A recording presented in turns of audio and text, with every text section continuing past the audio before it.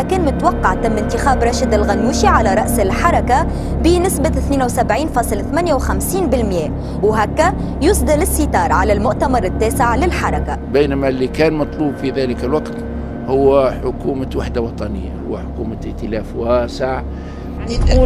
عنده الحق حمادي جبالي، زلنا نبعدوا شويه ونخليوا الشباب يطلع. انت تسأليني على الموقف هذا عجبني ولا ما عجبنيش؟ معظم السلفيين هم يبشرون بثقافة ولا يهددون الأمن. يعني العقاب حد من حدود الله هو القذف اللي هو 80 جلدة. يعني يبشرون بثقافة يمكن للمجتمع المدني أن يتعامل معها بالحوار والاستيعاب. المراجعة وبيدهم الإعلام، الجيش مش مضمون، الجيش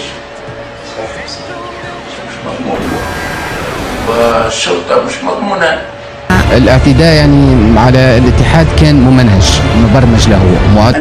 أنا لا أتحدث عن نداء تونس بالجملة، أنا أتحدث عن ظاهرة رسلة التجمع من جديد.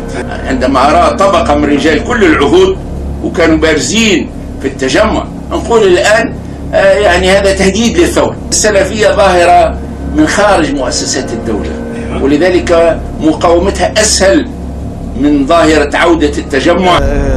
يعني لقاء سري بين راشد الغنوشي والباجي قائد سبسي وفي باريس، وطو علاش؟ ليس مستبعدا، ليس هو مستبعد بالتأكيد، شخصية محترمة ولا غير مستبعد. تقول شخصية تحقق حولها وفاق، هذا هو هدف المبادرة. 37% مشيت إلى نداء تونس. نداء تونس الحزب الأول. ثم 26% من الأصوات مشيت إلى حزب النهضة. هذه صور رئيس حركة النهضة، يعني ينزل ضيف على مؤتمر حركة نداء تونس، استقباله سي بولبابة قزبار المستشار في رئاسة الجمهورية.